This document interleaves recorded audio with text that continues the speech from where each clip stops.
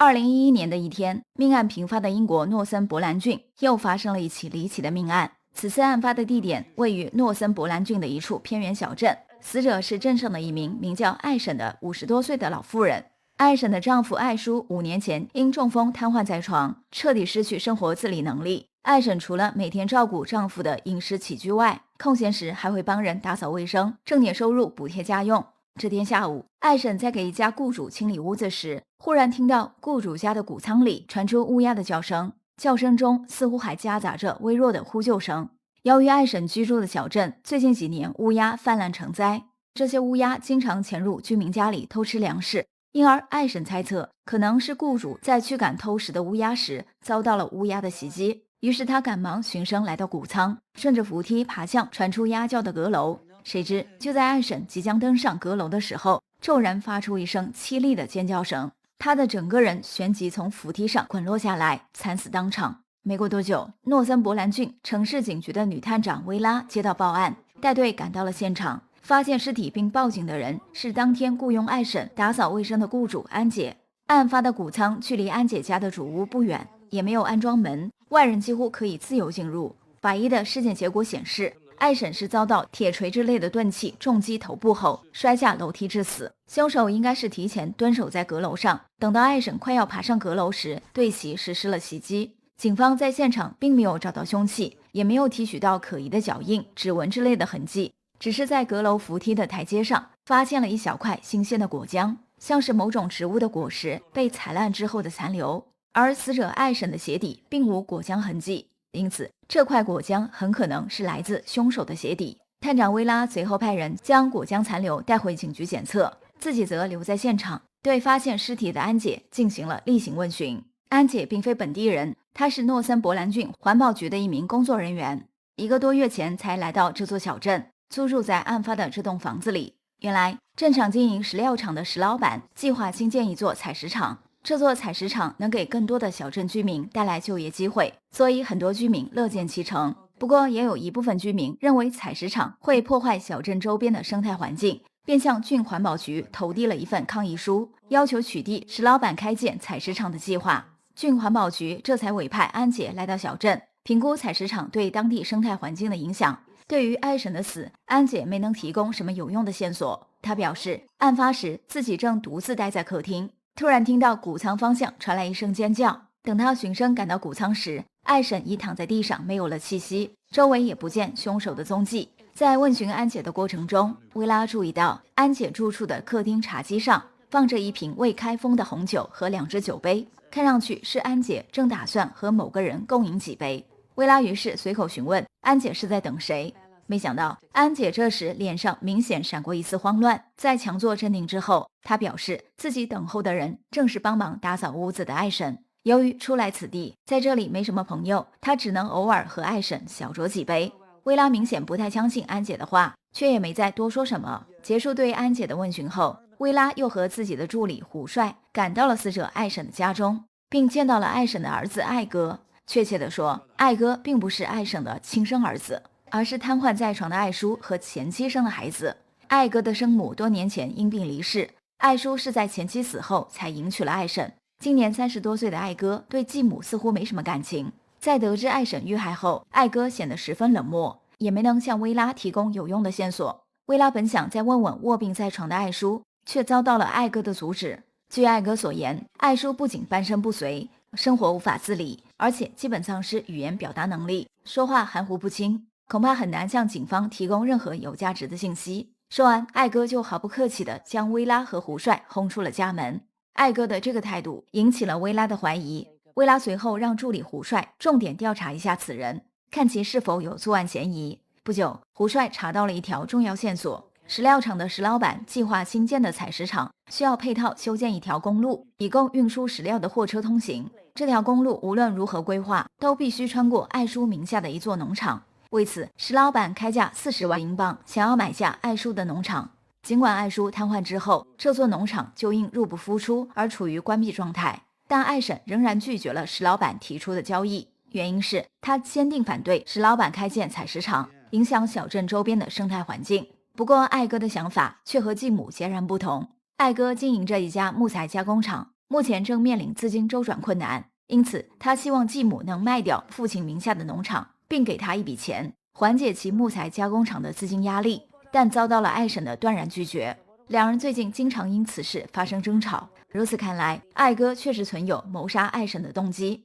此外，准备开建采石场的石老板明显也有作案嫌疑。倘若爱婶始终不同意出售农场，石老板用以运输石料的公路将无法修建。这样一来，即便采石场通过环境评估顺利建成，生产出来的石料也难以运输出去。听完胡帅的汇报，薇拉立即带着他来到石老板的石料厂，准备对石老板展开当面问询。不巧的是，石老板此时正在外面考察工地，等一会儿才会回来。负责接待薇拉和胡帅的是一名20来岁的短发女孩，她是石老板的女秘书娜妹。娜妹在将两人领到石老板的办公室等候时，薇拉注意到办公室里还有一名7、8岁的小姑娘。据娜妹介绍，这名小姑娘是石老板和妻子石太太的女儿石妮。石老板非常宠爱石妮，石妮每天放学后，石老板都会将她接来办公室，以便于自己能多些时间陪伴女儿。娜妹刚说到这里，石老板就从外面回到了办公室，与其同行的还有他的妻子石太太。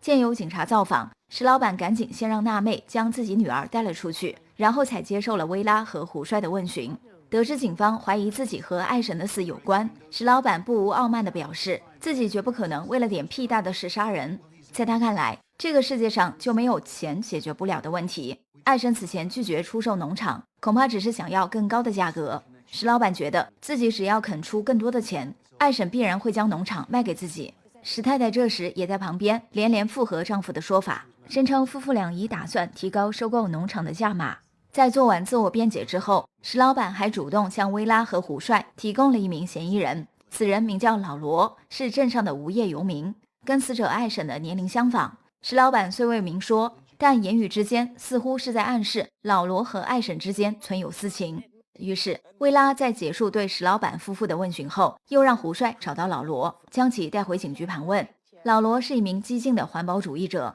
也是一位落魄的贵族后代。据说这座镇上的所有土地原本都属于老罗的祖上，尽管这些土地如今早已不在老罗家族名下，可是老罗却心存执念，想要守护自己祖先留下的这片土地。因而得知石老板计划在小镇附近开建采石场时，他成了这一计划最坚决的反对者。不过面对薇拉的质问，老罗矢口否认自己杀过人，而且他和死者爱婶之间也没有任何私情。两人最近往来密切，都是在商量如何阻止石老板开建采石场。回答完薇拉的问题后，老罗就急切地想要离开警局。薇拉一问才知，今天是爱哥为继母爱婶举办葬礼的日子，老罗准备马上赶到教堂吊唁。薇拉思虑片刻，决定和老罗一同前往教堂，看能不能有什么新发现。在爱婶的葬礼现场，薇拉意外遇见了一位多年未见的老熟人，此人名叫丽姑，是一名面容憔悴的中年女子。丽姑在见到薇拉时，眼神中明显透着几分怨恨，她甚至当着薇拉的面直言爱婶的死是罪有应得。原来丽姑和死者爱婶有过一段解不开的私人恩怨。大约10年前的一天，丽姑午睡时忘记关上自家屋门，醒来之后，她发现自己年仅5岁的儿子仔仔不见了踪迹。警方在接到报案后搜寻了很久，都没能找到仔仔的身影。在此期间，曾有目击者声称看到过仔仔独自跑到小镇附近的一处山林里玩耍，而且爱婶当时也在那片山林里出现过。丽姑据此认定仔仔的失踪和爱婶脱不了干系。尽管后来警方确认爱婶在仔仔失踪当天并未去过仔仔出现过的山林，目击者应该是认错了人，但是痛失爱子、精神陷入迷乱状态的丽姑却固执己见，不肯相信警方的调查结论。她甚至还悄悄跟踪过爱婶很长一段时间，想要借此找到儿子的踪迹，结果一无所获。后来在心灰意冷之下，丽姑跟着丈夫搬离了这座小镇。由于薇拉当年参与办理过仔仔的失踪案，而且最终没能找到仔仔的下落，丽姑对其绝无好感，因而刚刚才用怨恨的眼神盯着她。薇拉也的确对丽姑心存愧疚，没有跟她计较。不过丽姑此时返回小镇，倒是让薇拉有了一个新的猜测，或许是最近10年来，丽姑始终对儿子仔仔的失踪耿耿于怀，并对爱婶的怀疑和仇怨越积越深，终于在10年后返回小镇，寻机杀死爱婶泄愤。想到这里，薇拉决定将丽姑带回警局问问情况。可是在来到警局后，丽姑面对薇拉的问询表现得极不配合，言语之中充满着对警方当年未能侦破仔仔失踪案的抱怨。抱怨结束后，丽姑又挑衅似的宣称，如果警方能拿出证据证明是他杀死了艾婶，现在便可以将他抓起来，如若不然就不要再骚扰他。说完，丽姑便头也不回地离开了警局。丽姑走后，警局鉴定科的同事向薇拉汇报了艾婶遇害现场发现的果浆的检测结果。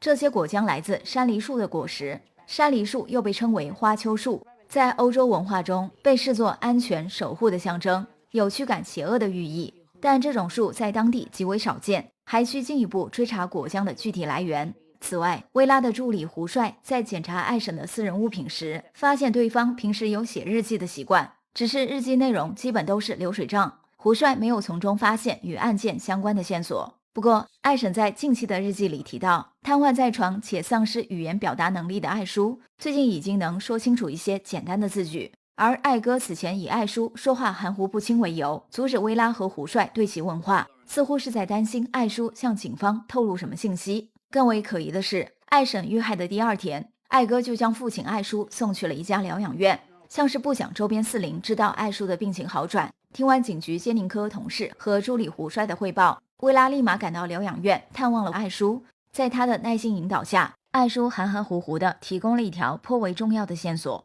原来，艾婶在帮雇主安姐打扫卫生时，无意中发现安姐和石料厂的石老板之间存在私情。众所周知，安姐是诺森伯兰郡环保局派来评估采石场对当地生态环境的影响，没想到她竟然和计划建造采石场的石老板有染，这让艾婶不得不怀疑，即便采石场严重破坏当地生态环境，安姐估计也会出具一份对石老板有利的环评报告。换句话说，无论环保主义者如何抗议，石老板的采石场都会顺利建成。既然如此，艾叔和艾婶商量之后决定顺势而为，干脆答应石老板提出的交易，以40万英镑的价格将自家农场卖给对方。案发的前一天，艾婶还给石老板的办公室座机打过一个电话，说明了出售农场的意向。只是艾叔和艾婶还没来得及将此事告诉艾哥，艾叔的这番证词虽然透露了石老板不可告人的秘密，却也帮石老板洗清了杀害艾婶的嫌疑。这也让薇拉想通了一个疑点，看来案发当天安姐在家中等候与其共饮红酒的人就是她的情夫石老板了。既然排除了石老板的作案嫌疑，那么目前进入警方视野的嫌疑人还剩3个，分别是艾叔的儿子艾哥、激进的环保主义者老罗，以及多年前跟艾婶存有过节的丽姑。就在薇拉在脑海中整理思绪的时候，艾哥刚好也来到疗养院探望父亲。薇拉见到艾哥后，直截了当地说明了自己对他的怀疑。艾哥倒也痛快，他承认自己以前不喜欢继母艾婶，两人还为出售农场的事经常发生争执。不过在艾哥看来，自己的父亲和艾婶结婚后不久就因中风瘫痪在床，这么多年来正是依赖着艾婶尽心尽力的照顾，艾叔才活到今天。艾哥觉得即使自己和继母之间存在嫌隙，也不至于因为出售农场的事杀死对方。况且艾婶死后，艾哥发现自己根本无力独自照顾父亲，他在不得已的情况下才将父亲送来疗养院，并在心里对艾婶产生了深深的愧疚，所以主动出面为继母举办了葬礼。至于案发当天，艾哥阻止薇拉和胡帅问询艾叔，倒不是担心艾叔提供什么对自己不利的线索，而是因为最近一段时间艾哥和艾婶经常争吵，艾叔为此对儿子极为不满，已多日不愿用正眼看他，因而直到此时此刻，艾哥也不知道父亲病情有所好转。听完艾哥的辩解，薇拉直觉认为他不像是在撒谎。如果艾哥不是凶手，难道凶手会是激进的环保主义者老罗，或是多年前跟艾婶结怨的丽姑吗？问题是，老罗和艾婶存有私情的说法并未得到证实，而丽姑真的有可能在10年后风尘仆仆地赶回小镇，杀死一个未必与自己儿子失踪有关的嫌疑人吗？这两个人怎么看都不像是真凶。就在薇拉的思绪趋于混乱之际，旁边躺在病床上的艾叔又艰难地向他透露，自己的妻子艾婶生前因对酒精过敏，滴酒不沾。由此看来，薇拉刚才的推测应该没错。安姐在案发后接受问询时，向警方说了谎话。她在案发期间等候的喝酒之人，并非艾婶，而很可能是她的情夫石老板。或许是得知艾婶在安姐家遇害，石老板当天并未赴约，这让薇拉的脑海里忽然闪过案件的另一种可能性。会不会是安姐察觉艾婶发现了她和石老板的私情，临时起意将其杀害呢？离开疗养院后，薇拉再次赶到了安姐的住处。面对她的质问，安姐承认了自己和石老板的私情。案发当天，她确实是在家里等候石老板。后来，艾婶在安姐家的谷仓内死于非命，石老板便没来赴约。但安姐坚称自己非常热爱环保局的工作，就算她和石老板私下谈恋爱，她也绝无可能因为两人的关系在采石场的环评报告上作假。更何况，她并不知道艾婶发现了她和石老板的私情，自然也就不会出于隐瞒丑闻而杀死艾婶。薇拉对安姐的这番话将信将疑，她随后再次来到石料厂，找到石老板，想要核实安姐的证词。石老板见薇拉知道了自己和安姐的私情，也就不再隐瞒。他承认当初是自己主动勾搭安姐，目的是希望通过征服安姐的身体，让对方在环评报告上给采石场的建设开绿灯。没想到安姐工作和生活分得很清楚，尽管她掉进了石老板的温柔陷阱，却不愿在环评报告上弄虚作假。石老板无可奈何，从此便有意无意地躲着安姐，不想再在她的身上白忙活。听完石老板的辩解，薇拉忽然想起一件事，她询问石老板，艾婶遇害前一天曾向石料厂的办公室打过一个电话，说明了自己和丈夫同意出售农场的意向。为何石老板在第一次接受警方问询时没有提及此事呢？不料石老板听了这话，露出惊讶的神情。他表示自己从未接到过艾婶的电话，否则也就不会打算出更高的价格收购农场了。石老板的女秘书娜美这时也声称自己同样没有接到过艾婶的电话，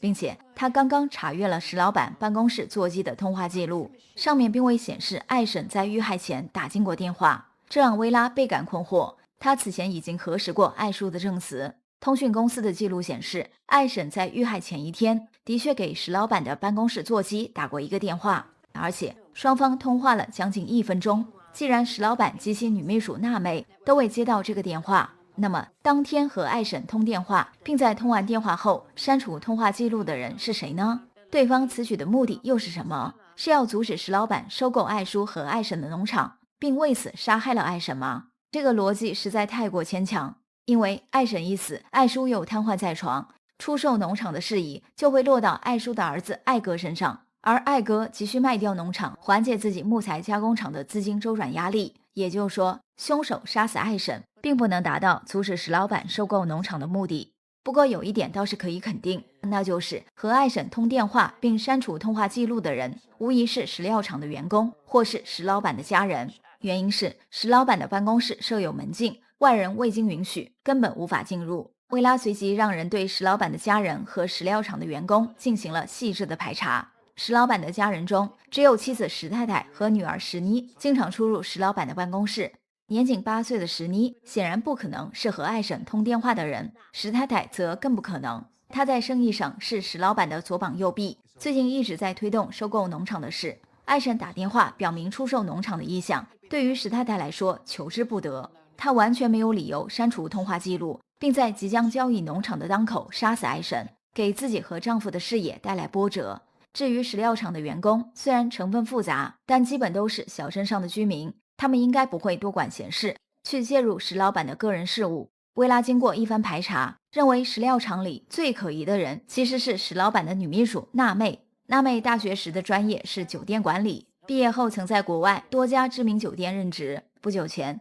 她忽然来到这座偏远的小镇，应聘成了石老板的秘书。她的这份工作不仅专业不对口，而且也没什么前途。既然如此，娜妹为何来此工作呢？薇拉仔细梳理了目前掌握的线索，决定第2天再去找娜妹问问情况。谁知第2天一大早，警方就接到了娜妹沉尸石料厂的消息。薇拉急忙带队赶到了现场。娜妹是死在石料厂的一块空地上，死因是头部遭受铁锤之类的钝器多次重击后致死，死亡时间是在昨天深夜。警方在娜妹的尸体旁边也发现了2块被踩碎的山梨树果实，可见杀害艾婶和娜妹的凶手很可能是同一个人。在检查娜妹的私人物品时，薇拉从其钱包里找到了一张老照片，照片上是一名年轻男子将一名约莫2-3岁大的小女孩抱在怀里。薇拉一眼就认出年轻男子是激进的环保主义者老罗，被老罗抱在怀里的小女孩应该是小时候的娜妹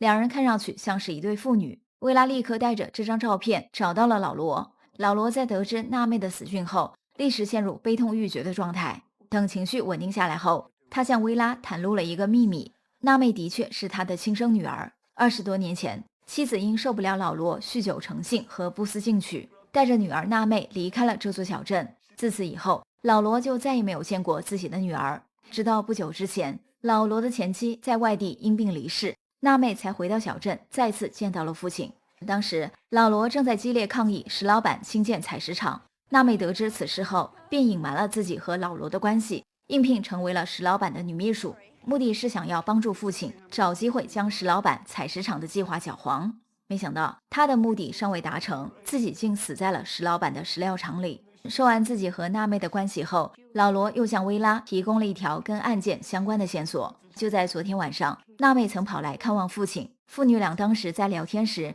说起过爱婶打到石老板办公室的那通电话。娜妹似乎知道接听电话并删除通话记录的人是谁，但她并没有向父亲透露此人的身份和姓名，只说会找机会验证自己的猜测。由此看来，娜妹是在验证自己猜测的过程中被凶手看穿，遭到了灭口。案件调查至此，薇拉感觉自己的脑子已是一团乱麻。凶手如果意图阻止石老板的采石场项目，用得着连杀2名无辜之人吗？就在案件调查陷入僵局，薇拉的情绪越来越暴躁的时候，助理胡帅给他带来了一条关键线索。胡帅经过长时间的排查，终于找到了一处山梨树的种植地点。薇拉即刻让胡帅带路，来到了一处山林之中，这里只种植着1棵山梨树。巧合的是，山梨树所在的这片山林刚好是10年前丽姑的儿子仔仔失踪前出现的地方。薇拉仔细检查了眼前的山梨树，从这棵树的树干大小来看，其树龄估计在10年左右，而仔仔失踪距今刚好10年。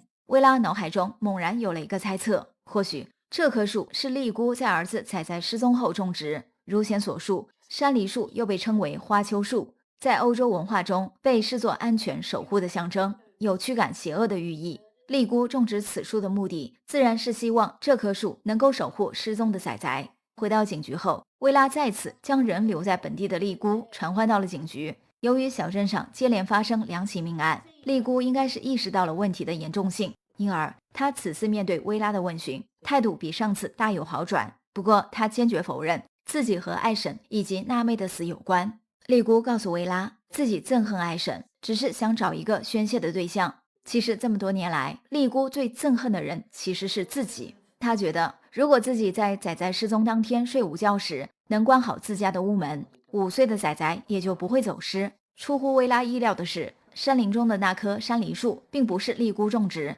而是石老板的妻子石太太种植。丽姑此次回小镇曾去过一趟仔仔失踪的山林，当时她刚好看到石太太正在打理那棵山梨树。结束对丽姑的问询，薇拉又马不停蹄地赶到了石老板家，准备向石太太打听山梨树的事。不巧，石太太不在家中，家里只有石太太年仅8岁的女儿史妮独自一人。史妮告诉薇拉，自己不知道妈妈去了哪里。就在薇拉准备无功而返时，无意中看到石太太家的客厅餐边柜上摆放着一张家庭合影，照片中的石太太抱着一名婴儿。薇拉看到照片后，顺口夸赞史妮小时候长得真可爱。没想到史妮立刻纠正了薇拉的说法，声称照片上的婴儿不是自己，而是他的哥哥。可惜他的哥哥刚出生几个月就不幸夭折，对方要是活着，今年已经有15岁。且慢，石太太的儿子如果活着，今年15岁。丽姑的儿子仔仔10年前失踪时是5岁，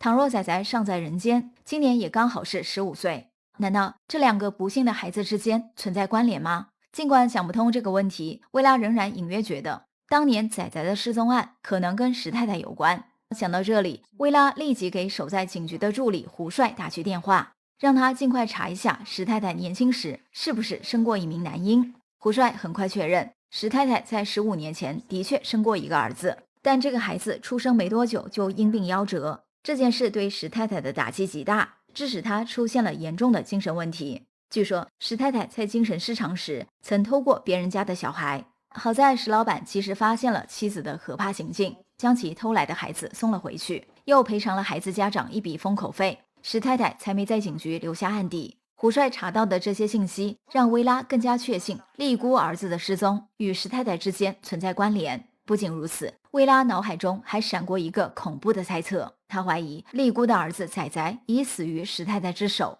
石太太种植山梨树的地方，或许就是仔仔埋尸的位置。为了验证自己的猜测，薇拉匆匆驱车赶到种植着山梨树的山林，结果看到石太太正在山梨树旁用铁锹挖土。被他挖开的土坑里露出了一具孩童的白骨。恰在此时，正准备离开小镇的丽姑也来到山林中，想要在这里和失踪的仔仔道别。石太太见薇拉和丽姑看到白骨都露出惊愕的表情，也就不再隐瞒。从他疯疯癫癫又语无伦次的讲述中，薇拉终于拼凑出了这起涉及3条人命的连环案件的真相。10年前，确实是石太太杀死了丽姑的儿子仔仔。案发当天，仔仔趁着母亲睡午觉的时候，独自溜出家门，跑到这片山林中玩耍。期间，他不幸撞见了精神失常的石太太。石太太看到仔仔后，误以为自己夭折的儿子还活着，赶忙上前一把抱住仔仔，想要将他带回家。仔仔随即被石太太的行为吓得大喊大叫。石太太出于慌张，下意识地捂住了仔仔的嘴巴，最终致其窒息身亡。失手杀死仔仔后，石太太将他的尸体就地掩埋，并在几天后在埋尸的位置种下了一棵山梨树，祈祷这棵树能守护惨死的仔仔。这件事本来无人知晓，连石太太的丈夫石老板都不知道。谁知最近石老板计划新建一座采石场，而且将配套修建一条运输石料的公路。这条公路不但会经过艾叔名下的农场，也会穿过这片山林。石太太在得知情况后，表面上为采石场的开建忙前忙后，实际上一直在想办法阻止这个项目。为此，他不惜杀死忽然改变主意，打算将农场卖给石老板的爱婶。爱婶打到石老板办公室的电话，正是石太太接听。石太太在接完电话后，又删除了通话记录，然后不动声色地设计杀死了爱婶，意图将农场的交易搅黄。正常人都能想清楚，杀死爱婶其实并不能阻止这场交易，但是石太太精神不正常，思维比较简单。她认为只要爱婶一死，就没有人再将农场卖给自己的丈夫。石老板的女秘书娜妹原本猜到是石太太接听的爱婶电话，可是她不能100%确认，因而没敢贸然将自己想法透露给警方。娜妹正是在试探石太太时被石太太察觉，遭到了灭口。由于石太太经常来这里打理眼前的这棵山梨树，脚上难免会踩上山梨树的果实，所以警方才在爱婶和娜妹的遇害现场都发现了山梨树果实的残留。令薇拉和丽姑都感到意外的是，石太太连杀2人，阻止采石场项目，倒不是担心自己杀害仔仔的罪行暴露。实际上，即使采石场的公路穿过这片山林，修路时也未必就能刚好挖到仔仔的尸骨。石太太阻止采石场项目的真正目的是不希望安眠在山梨树下的仔仔被人打扰。一旦公路修成，这片原本宁静的山林肯定会变得十分喧嚣，届时沉睡在地下的仔仔将永无宁日。而在接连杀死爱婶和娜妹后，石太太终于意识到自己的罪行可能暴露，采石场的项目则仍有机会落实。为此，她想赶在罪行暴露、公路开始施工之前，挖出仔仔的尸骨，重新将其埋在一处幽静的地方。结果事情还没做完，就被薇拉和丽姑撞破。听完石太太的讲述，薇拉愣在当场，不知该说点什么好。旁边的丽姑则早已哭成了泪人。